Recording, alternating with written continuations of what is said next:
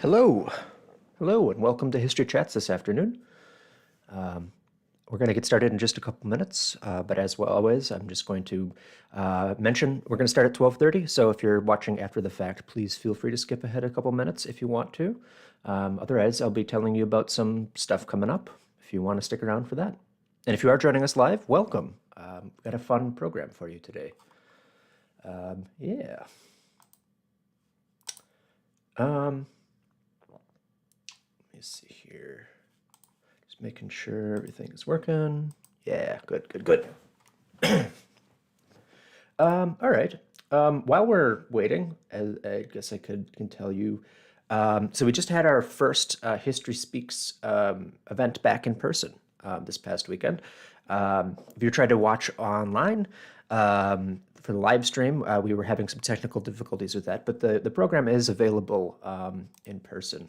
That was the Man of Principles, William Jennings Bryan story there. It was a great program, and I did upload. We were recording locally, so I was able to put a video together on that. So if you're interested in some progressive age politics and some American history, go check that out.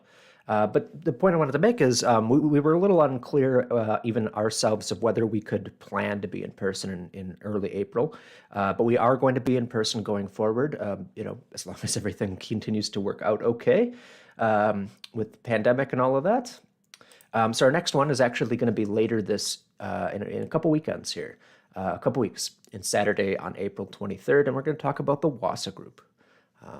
So that'd be a great program here.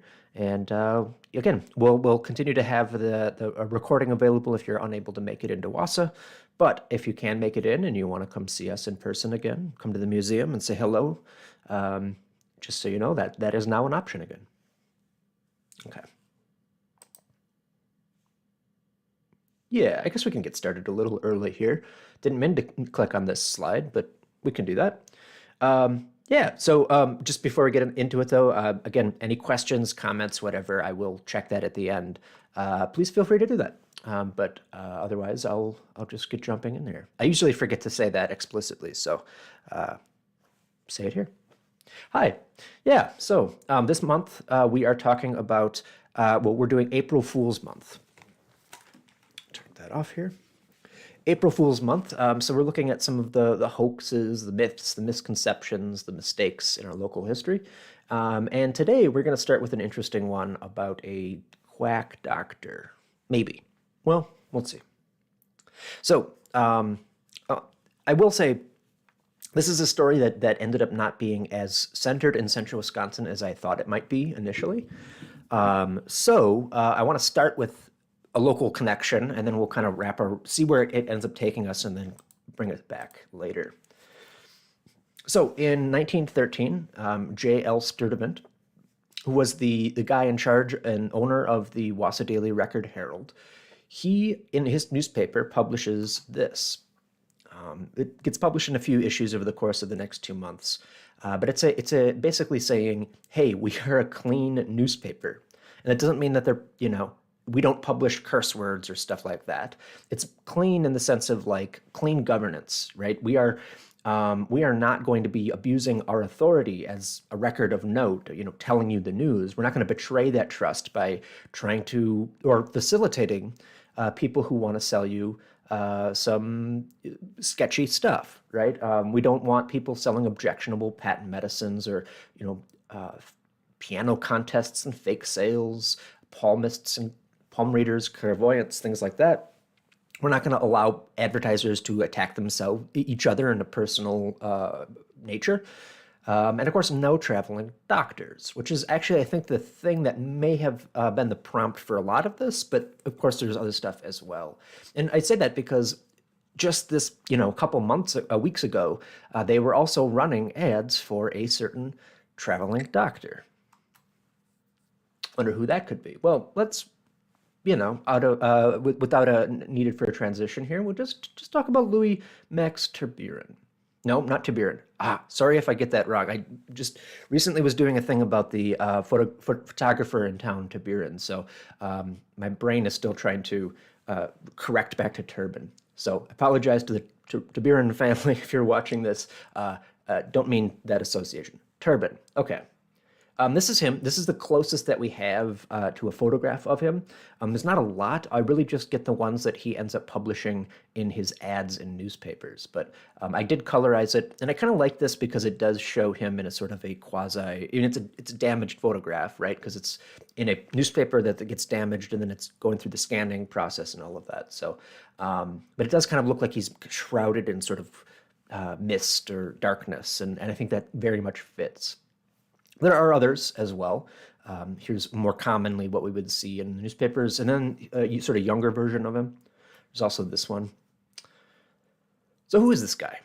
Well, he's born in Germany. Well, sort of Germany. It's in Breslau, which at this time would have been Germany by the time that he immigrates to the United States.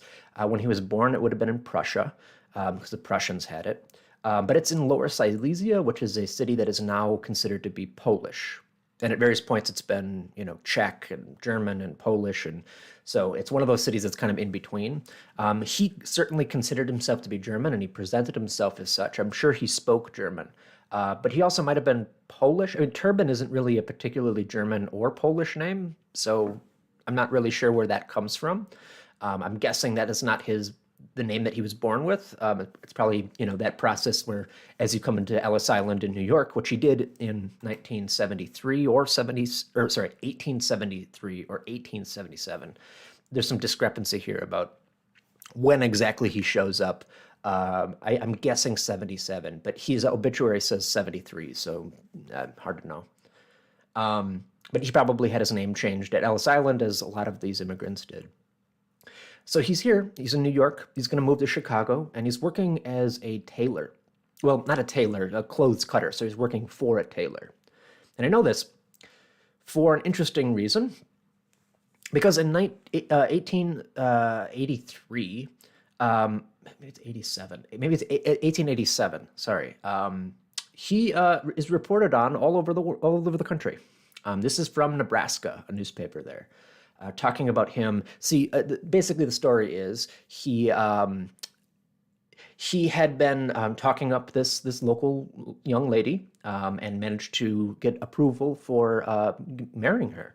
Her father was, gave him permission, and so they were going to be engaged. And that's about that time. The father of the would-be bride was contacted by Turbin's wife, who was still very much around and alive, Fanny Jackson Turbin. Interesting woman. I wish I knew more about her. I didn't get a chance to follow that thread, but she is apparently born in England, but to German parents, and then marries Louis in New York. But apparently they were kind of separated at this point. And of course, it's hard to know. He says Louis said that he had filed for divorce, which he had done. And in that claim, he claims that she, was abusive towards him and threatened to poison him on regularly. And of course, she says no. It goes into more detail. The one in Chicago, that's where they're living.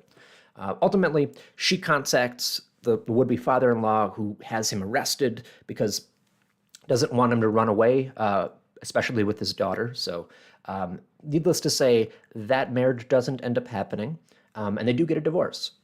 Although later in 1893, he will get married once again, and this one is going to be successful.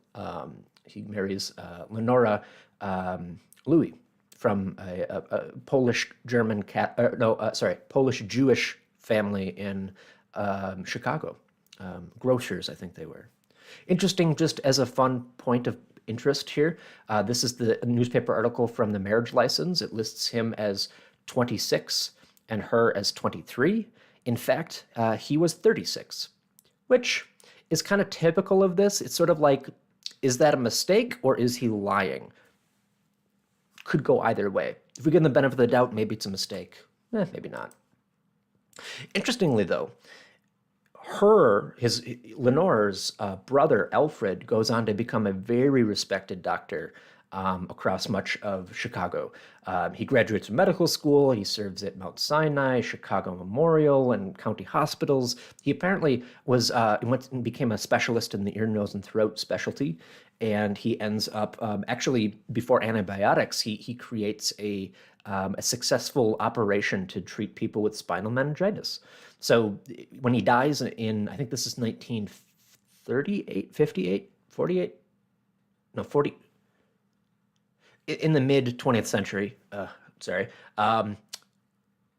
he apparently is the oldest practicing ENT doctor in Chicago. So very respectable guy, very contributes to the community. He probably didn't like his brother-in-law very much, I'm guessing, considering the direction that he goes. Because Louis also goes to medical school. Medical here being in quotes because the school he graduates from in 1891 is the Chicago Homeopathic Medical College, which I don't want to say that that is, not legitimate, because there were certainly people that came out of, institutions that seemed less legitimate in retrospect that ended up having, valued and contributing to the communities in their careers. But it did certainly let him, this is his second application in 1897 to say, I can practice medicine in Wisconsin. And he basically gets approved because he has this degree from the Chicago Homeopathic Medical College. But again, this is one of those things that you're just sort of like, maybe not the most legitimate path today. Back then, it's still kind of suspect because we are kind of towards the end of this era in some ways. But he does. So I will say he starts practicing medicine at least as early as 1893 in Wisconsin. Not so much in Chicago, which is interesting. You don't find him advertising anywhere there, but he does make a bulk of his living. And the reason that we know this story, that I know this story, is because he advertises quite considerably in Wisconsin papers. And not just one, but lots of them. So, but let's see, what is he doing, right? One of the things he starts doing, and especially in the early years of his career, this is 1893. Again, he's been out of medical school, such as it was, for 2 whole years, but he's already putting himself out as being a valued genius doctor who can do anything. Here's a testimonial from Oshkosh. Let me see if I can get the thing here. Here we go. Where he, word of mouth is important for business and such, so he recognizes if you publish a testimonial, maybe people will be more likely to trust you. So he talks in this one about how Mrs. Ernst Lang of Oshkosh, age 25, was seriously afflicted in a peculiar way, and the best efforts of the home physicians have proven of no avail. For 4 years, she has been able to eat but little or nothing. And for 3 weeks prior to entering Dr. Turbin's sanitarium, I don't know if that actually was a thing. But anyway, let's presume, suspend disbelief here, maybe he does. Before entering there for 3 weeks, she has lived entirely on ice water. The region of her stomach was so sensitive that the least pressure would cause vomiting. In addition, she was constantly sleeping, and the greatest efforts were necessary to awaken her. She has to be placed on her feet and walked around the room several times before she could be aroused from her lethargic condition. A careful examination, though, by Dr. Turbin, revealed to him the true case of her sickness, and he was able to guarantee a cure if his methods of treatment could only be carried into effect. An operation was necessary and was successfully performed July 5th, after which the patient made a rapid recovery and inside 4 weeks was able to return home perfectly cured. So the thing about this is, he talks about this, and there's his testimonial in Green Bay. There's one in Appleton. There's probably one in Wausau. I don't really know for sure, but he was advertising. I'm sure he hit Wausau at this point. He stops doing this. Why? Well, at least in this case, this cured young lady dies within a year. Actually, it might have been 2, but she's not cured. So it's kind of weird to keep harping on about that. But that doesn't stop him from trying to pitch himself. And you can see, especially in these early decade of him being out on the road, being a doctor, of him trying to pitch himself and evolve the way he advertises. There's an interesting concept here where he talks about himself often as a specialist. Let's see here. Specialist. The time has come when a man must be master of his profession in order to attain success, and to become such requires months and years of diligent study and careful observation. How often do we see people despondent and devoid of all faith, especially in medicine and doctors? They have tried all kinds of patient nostrums and have treated with the best doctors in their town or city until they have lost confidence and have concluded that they must suffer and wait for death to end their misery. The local doctor has acquired his reputation as a by his skillful treatment of acute diseases, to which he must pay his strictest attention, and it remains for the specialist to study the chronic diseases. The field of medicine is so large that no man can ever hope to acquire an acute knowledge of every branch. The family doctor is often unjustly censored for his failures to cure. But Dr. Turbin, thankfully, has made a study of chronic diseases for the past 10 years of his life. 5, maybe 5, but yeah, who's going to check that? He has carefully investigated the field of orificial surgery and its relation to chronic diseases, and applies these methods when he deems them necessary. So, okay, something in the concept here is kind of makes sense, right? We're moving from an era in which you had a doctor who could kind of treat whatever ailed their patients, and now we know more about the human body and about illness. And so, like today, you wouldn't go to an ear, nose, and throat doctor to operate on your heart, right? You're going to go to a heart surgeon. And just like you wouldn't also go to someone to, check out that rash, like you could go to your regular doctor, but they might tell you to go to a dermatologist, right? So there are specialties. And so this is an interesting idea of saying like, well, a lot of these communities maybe don't have a specialty doctor in this sort of discipline, so maybe I can be that, right? Well, then that brings an interesting question. But before we get to that interesting question, he also was, I think this is probably at its worst for, supposed quackery that he is suggesting. This is also from 1893, in which among the things that he says that he can do, he can cure your cancer without pain or use of a knife by his new method, which you got to wonder, what is that method? I guess we'll never know. He stops talking about cancer at this around this time, I think, understandably. But he does, and some other things that he has in here. If you're getting married and you're contemplating marriage, and you're aware of physical defects or weaknesses which would render marriage a disappointment, you would do well to call on me. Okay. Deformities, hey, he can treat your flat feet, curvature of the spine, weak ankles. He can get rid of those. No problem at all. Also, he's offering a free examination of the urine. Each person applying for medical treatment should send or bring about 4 ounces of urine that passed first in the morning preferred, which will, there's a little bit of a blank here. I can't remember what that word, but he'll look at it through careful chemical and microscopic examination. He's got wonderful cures. I think he's savvy enough to realize that this is trending on the quackery side of things. So he then kind of tries to pitch himself more as the specialist going forward. So that brings up the interesting question of what is he a specialist in, right? Well, here's some examples. He is a rectal surgeon. He likes to talk about that a lot. Apparently, he has, discerned that, your piles, your hemorrhoids, your stuff down there, that's all connected to the rest of your body. So he basically says that if you, treats that, that'll get rid of your asthma or your allergies or your headaches or your rheumatism. Okay. Also, just a note on surgery, he considers himself a surgeon, but on a couple occasions he talks about how he's better than most surgeons because most surgeons are too quick to use the knife to cut someone open, to actually do surgery. When he says that he's a surgeon, that doesn't mean that he operates on people in the way that we expect it to be. It can, well, actually, I don't know what the heck it does mean, but he seems to imply that, we don't have to go under the knife in order to get an operation.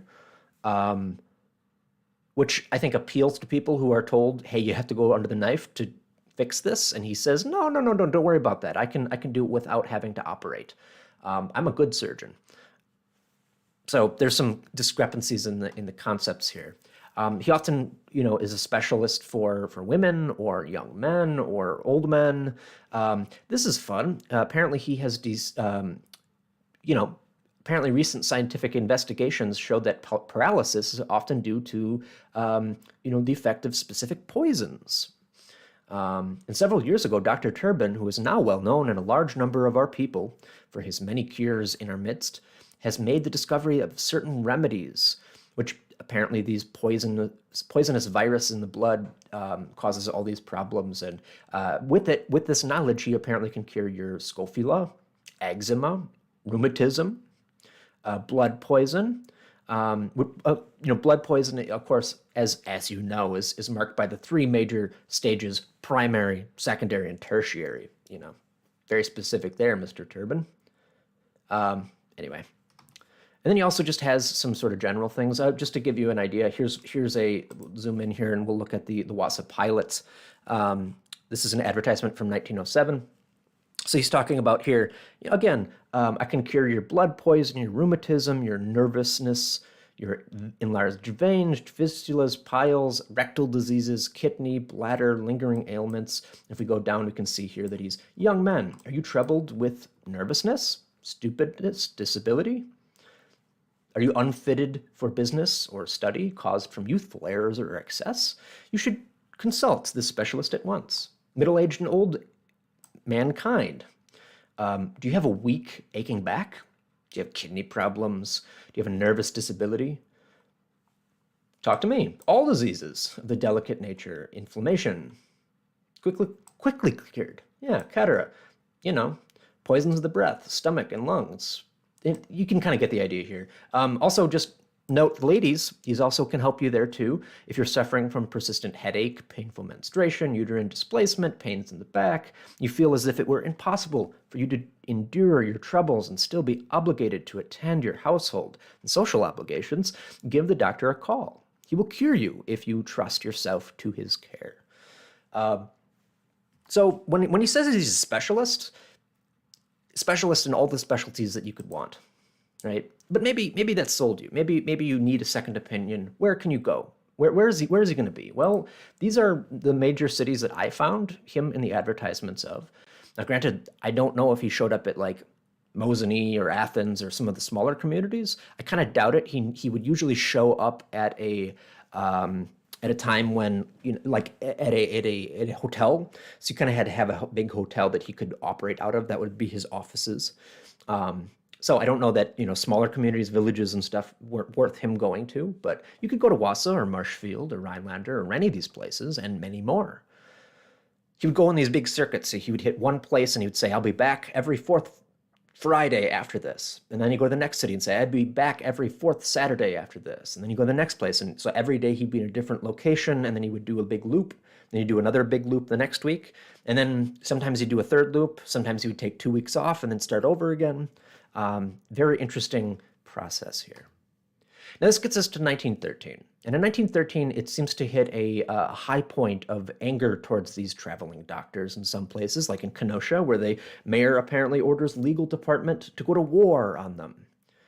And in places like Chicago, the journalists at this point are trying to track down and scout out who is these quack doctors, as, for example, the Chicago Tribune does in November of 1913, where they send people out and try to, figure out, because they use their names changed. They're not actually under these names, and so we're going to, interestingly, if you look at sort of these quacks, that they are definitely quacks in Chicago, this is what their advertisements look like. It's not that different from what Turbin's doing. And it's not just us, in retrospect, that recognize this, because in 1913 in December, they publish a thing about Turbin. So here's what they say. Dr. Louis M. Turbin is practicing the fine art of, quote, getting the money, unquote, in Wisconsin this week. He was in Madison yesterday. He stopped at the Avenue Hotel, and quite a number of Madison's credulous citizens stopped at the hotel during the day and handed Dr. Turbin their money. Tomorrow, he will be in some town near Madison. On the other days of the week, he will do business in other cities in Wisconsin cities. He expects to be back in Chicago laden with the spoils of his excursion on Monday. He is one of Chicago's best-known traveling quacks, and he has been trimming the suckers in the Badger State for 14 years. Actually, at this point, it's probably closer to 18, but anyway. In Manitowoc, he is the young man's friend. In Madison, he is the skillful women's physician. In the other cities among his route, he is the eminent specialist of Berlin, Germany. And then they go in and kind of restate what I just did of here's all the things he says that he can fix. And he says that, and then they go on to say, when Dr. Turbin advertises as the eminent specialist of Berlin, Germany, he makes a deliberate misstatement. Dr. Turbin has never in his entire career was a eminent specialist in Germany or any place else, anywhere else. He is not an eminent specialist in Chicago. He is known here as a traveling quack and a faker. And then they talk about how, like, they sent people to his home to try to talk to him, and they found that he wasn't there. He was in Wisconsin. But his neighbors were sort of unaware of any of this. Like, what? No, he has a practice on the other side of town, right? He's a nice guy. They have no idea what he does for a living, really. And then they just fun here is at the very end, they say, mention is made of Dr. Turbin at this time, not because he is in any way important, but because, since it exposed the Schallenberger gang of quacks, the Tribune has received a large number of letters from citizens of Wisconsin inquiring into his standing. So he's not really important to us, but the Wisconsinites are certainly worked up about him. So he also then gets a response. They publish a retraction saying, well, he would like us to tell you that he doesn't practice the fine art of getting the money in Wisconsin this week. But then in this, the Tribune was an error. He will not practice the fine art of getting money in Wisconsin or anywhere else this week or any other time, because he's conveniently announced that actually I'm retired. He says, I am through practicing. I intend to busy myself getting my property together. Within a year, you will find me in the scholarly seclusion of my fruit farm in Montana. He's not going to hit a fruit farm in Montana. In fact, within a few weeks, he will still be advertising in the newspapers of Wisconsin. Wausau reports upon this pretty intentionally, and it's pretty close to what the Chicago Tribune is. They don't add any sort of commentary. Well, a little bit here, if you look at the sort of about the retraction on the right here, where he says, where the author says that they quoted him as saying he was through practicing medicine and would retire to his fruit farm in Montana. On Saturday morning, the Hotel Bellis received a postal from Dr. Turbin stating he would be here as usual next Saturday, December 20th. Take your choice. This is a little bit more skeptical than some other places. So, for example, in Sheboygan, and Appleton, in Appleton here, they call it, they report it as the blackmail. They don't talk about the initial report, just about his response.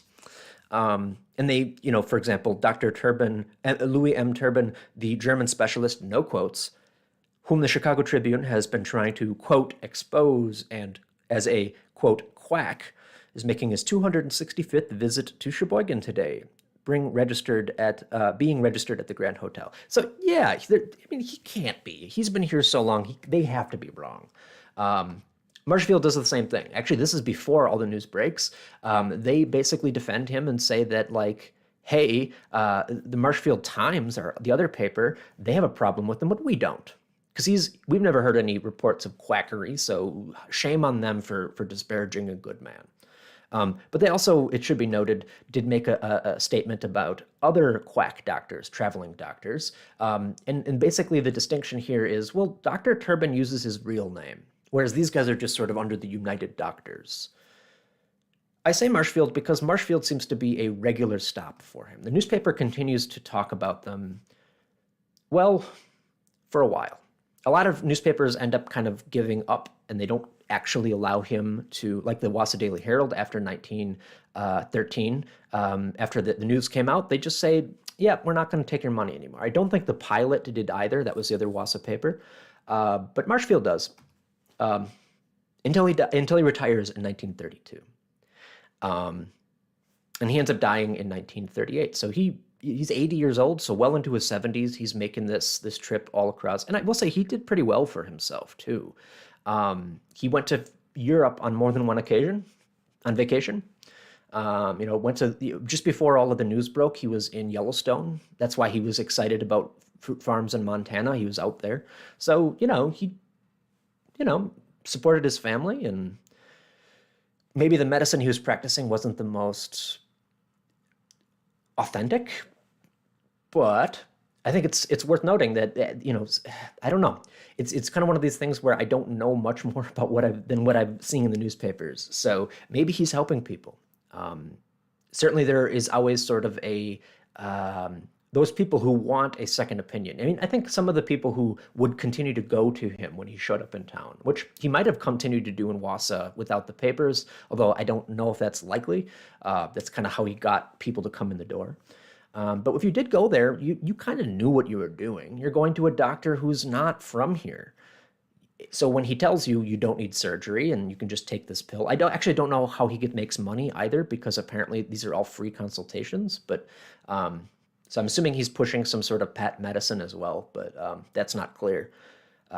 Regardless, sometimes people just don't care. They just want the alternative. They want to be told it's okay to do this instead of what your doctor has been telling you. There's also another thing that I just want to, briefly bring up. That same year that they decided, okay, we're not doing this, the Wausau Daily Record-Herald makes this statement in September about the starting school year. Newspapers and magazines are beginning to refill their columns with nauseating advice about sex hygiene and necessities of telling the children. And then they go on to basically say, already we have itinerant doctors who earn salaries by teaching pure and innocent schoolgirls the revolting secrets of the bawdy house. Visions and notions acquired by the child in infancy stay with it through its life. And this knowledge is enough, at least for the child. So why are we... Basically, they're saying we don't want girls to have to think about all of that nastiness, all of the difficulties of their own biology, and I'm guessing to an extent this is saying we don't want to do sex education because it's 1913. So yeah, which means that, I mean, for many young women, this might have been sort of a way for them to learn when nobody else would tell them, because if they were local, maybe they wouldn't. I don't know. It's really hard to know. I know this is a complicated story, and we're talking about it over a century. They can't defend themselves in what they were doing. But I think it is kind of an interesting story. And I will say, I don't think that this is the case necessarily. Like, this may have informed partially the attitudes that led to, we're not advertising traveling doctors anymore.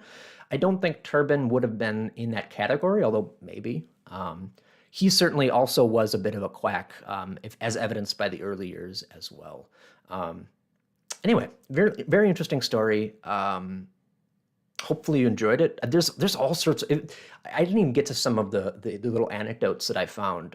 For example, about how his house caught fire. He moved to Madison for a few years, and apparently his maid was cleaning some of the curtains with gasoline, and the whole thing caught on fire, and she, ended up running into the street on fire and died. And just like, oh yeah, of course that also happens. There's a lot of really interesting stuff surrounding this guy. I'm surprised nobody's talked about him, as far as I can tell, in any scholarly sources so far. So it was kind of fun to uncover the whole thing. And yeah. I'm gonna call it there, because I'm already at about half an hour. I'll check to see if there are any questions though. But in the meantime, I guess I can give you a little preview. Let's see here. There we go. Next week, I'm going to be back, and we're going to tell you about the electric streetcars that never were. About James Colby and his interest in photoshopping in, before there was Photoshop, trolleys into street scenes all across Wisconsin. It's a very fun story as well. Looking forward to telling you about that as well. So hopefully come back next week. That'll be at 12:30 once again. As always, if you want to catch that live. Yeah. All right, I'm not seeing any comments or chats or anything, so just make sure it's not lying to me. Okay, cool. Well, I guess I'll call it there. Hope you have a wonderful rest of your week, and again, we'll see you next week for some more April Fool's Month.